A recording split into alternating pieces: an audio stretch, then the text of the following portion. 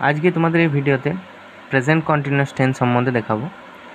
এর আগে প্রথম ভিডিও যেটি দিয়েছিলাম টেন্সের, তো সেটি ছিল প্রেজেন্ট ইনডেফিনিট টেন্স এবং ভার্বের ফর্মগুলি।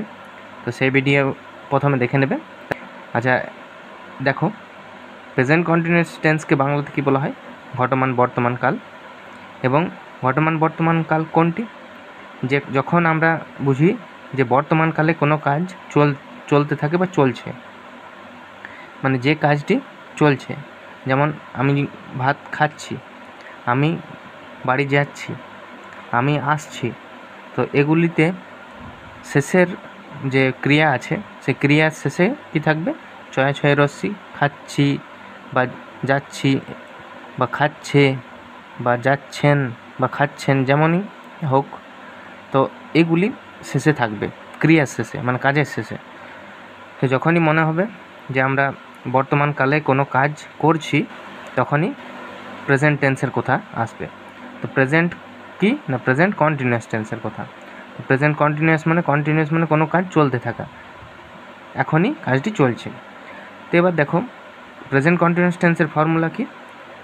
Subject plus be verb plus ভার্বের সঙ্গে আইএনজি যোগ প্লাস অবজেক্ট। আর এর দ্বারাই বড় বড় টেন্সের কোয়েশ্চেন, ট্রান্সলেশন সব কিছু করা যায় একটি ফর্মুলার দ্বারা। বি ভার্ব কি এর আগে আমি জানিয়ে দিয়েছি। বি ভার্ব ভার্বে am, is, are, was, were, shall, will আর কখন বসে তার ব্যবহার। তো এখন প্রেজেন্ট কন্টিনিউয়াস টেন্সে বি ভার্ব, কোনগুলি বি ভার্ব ব্যবহার হবে? Am, is, are present continuous টেন্সে ব্যবহার হবে। আর সাবজেক্টে কে কে থাকে? হয় নাউন থাকবে আর না হলে প্রোনাউন।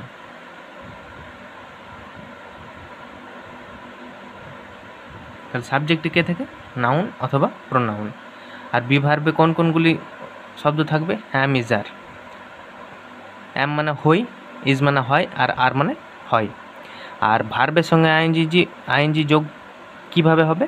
মানে ভার্ব হলো মেন ভার্বের কথা বলছি এখানে বি ভার্ব আর তারপর মেন ভার্ব যেমন খাওয়া, খাবার ইংরেজি কি? ইট।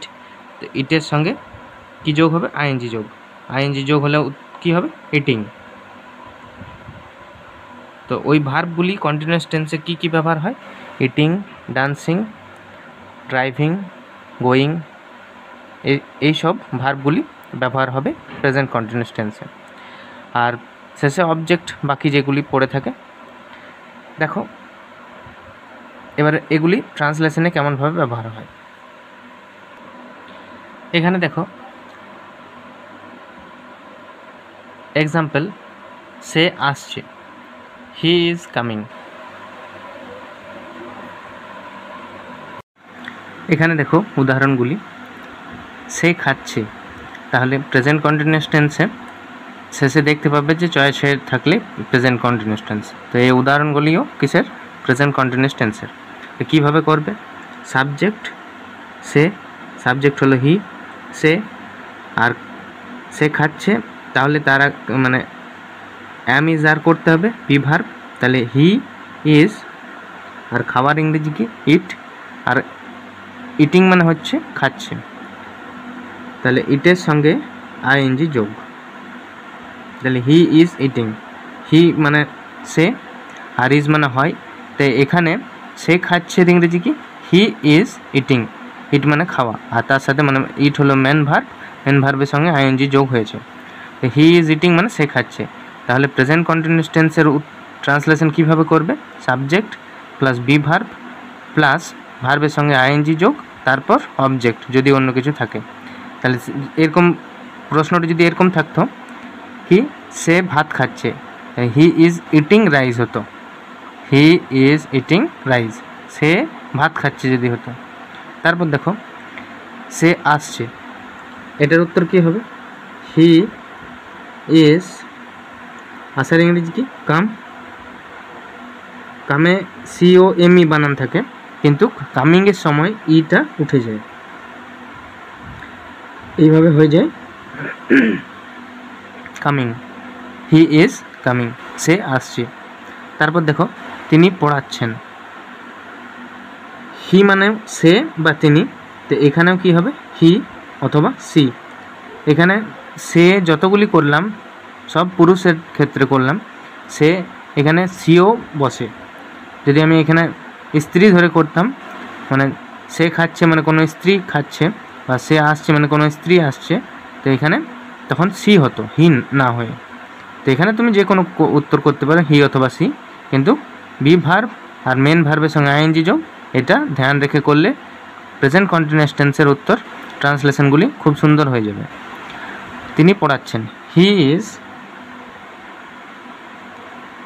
টিচ মানে হচ্ছে শেখানো আর পড়ানো, তাহলে এখানে হবে হি ইজ টিচিং।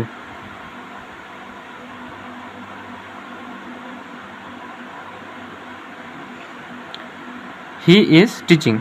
তারপর দেখো 4 নম্বর,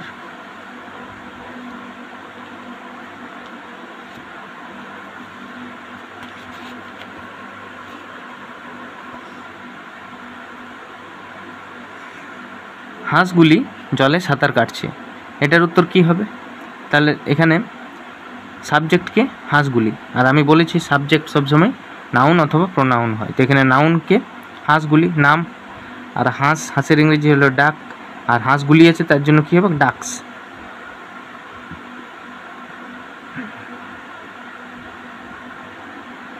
আর তাহলে প্রথমে সাবজেক্ট হয়ে গেল, তারপর বি ভার্ব, ডাকস থাকলে কি হবে? এম ইজ আর এর মধ্যে আর হবে, ডাকস আর। এবার সাঁতার কাটার ইংরেজি কি? Swimming. Ducks are swimming,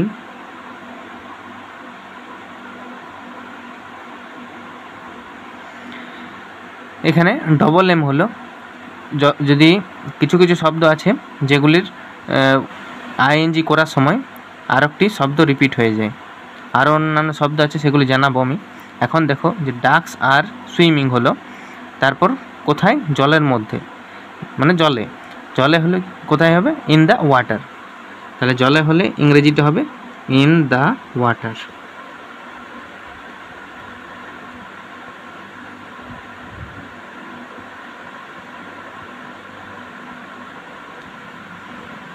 in the water. Ducks are swimming in the water, হাঁসগুলি জলে সাঁতার কাটছে। তাহলে সাবজেক্ট প্রথমে, তারপর বি ভার্ব অ্যাম ইজ আরের মধ্যে কোনটি হবে সেটি লেখো, তারপর সুইমিং ভার্ব যেটি মেন ভার্ব তার সাথে আইএনজি যোগ, তারপর উত্তর যেটি অবজেক্ট পড়ে থাকবে। তাহলে অবজেক্ট কি? জলে, ইন দ্য ওয়াটার। তারপর দেখো পরের কোশ্চেন, বাঁদরগুলি গাছের ডালের ওপর লাফাচ্ছে, এটির ইংলিশ কি হবে?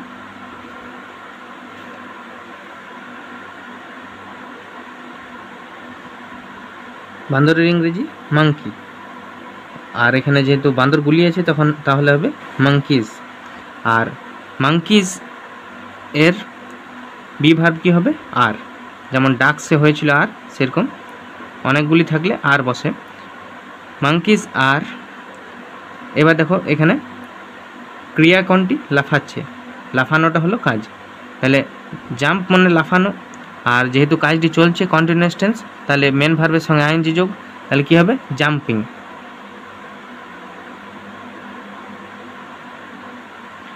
মাংকিজ আর জাম্পিং, কোথায় লাফাচ্ছে তাহলে? গাছের ডালের ওপর, on tree, on branches of tree, on branches of tree. এইভাবে উত্তরগুলি করবে প্রেজেন্ট কন্টিনিউয়াস টেন্সের। তারপর দেখো present perfect tense. Present perfect tense যার অর্থ হলো পুরাঘটিত বর্তমানকাল, মানে অতীতে কোনো কিছু ঘটনা ঘটেছে। অতীত বলতে এখানে সময় নির্ধারিত নয়, কারণ কি 1 ঘন্টা আগে অথবা 2 ঘন্টা আগে এমন কিছু ঘটনা ঘটেছে যার বর্ণনা তুমি তোমার কথার মাধ্যমে করছো। যেমন আমি তোমাকে জিজ্ঞেস করছি তুমি ভাত খেয়েছো, তখন উত্তর কী দেবে? আমি ভাত খেয়েছি। যদি না খেয়েছো, আমি ভাত খাইনি। তো এটা ট্রান্সলেশনে যখন করছো বা এটা তুমি উত্তর দিচ্ছ, তখন প্রেজেন্ট পারফেক্ট টেন্সের বর্ণনা করছো, মানে পুরা ঘটিত বর্তমানকালের বর্ণনা করছো। কিছুক্ষণ আগে হয়তো এটি ঘটেছে যার বর্ণনা এখন করছো। তো বর্তমানের বর্ণনা করা হয় অতীতের কোনো একটি ঘটনা, তাতে অতীত বলতে সময় নির্ধারিত নয় কেন? 1 ঘন্টা আগে হতে পারে অথবা 5 ঘন্টা আগেও হতে পারে। এবার দেখো তাহলে এখানে আমি ভাত খেয়েছি, আর আমি ভাত খেয়েছিতে এখানে ফর্মুলা কি হবে, প্রেজেন্ট পারফেক্ট টেন্সে subject plus has have plus V3 plus object. এখানে দেখো সাবজেক্ট আমি বলেছি যে সাবজেক্টে নাউন অথবা প্রোনাউন থাকবে। এখানে আমি হলো সাবজেক্ট, আর ভাত হলো কি অবজেক্ট, আর খাওয়া হলো ভার্ব, মেন ভার্ব। আর এখানে হ্যাভ হলো হ্যাভিং ভার্ব, যেটি হ্যাভ হ্যাজের মধ্যে যে কোনো একটি বসে, আর আই থাকলে কি বসে, হ্যাভ বসে।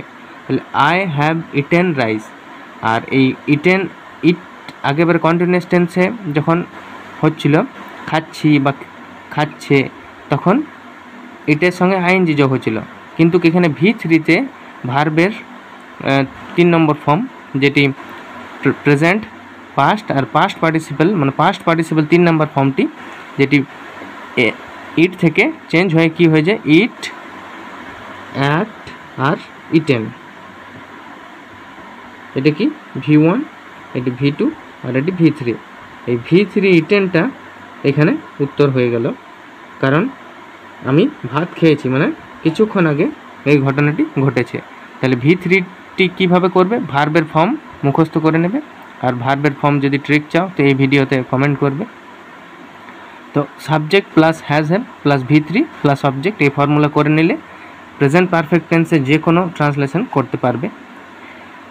আর শেষে কী করে জানবে যে এটি কোন টেন্সে আছে, এছি, এছে আর এছেন যদি শেষে থাকে তাহলে বুঝতে পারবে যে এটি প্রেজেন্ট পারফেক্ট টেন্সে বা পুরা ঘটিত বর্তমানকালে রয়েছে।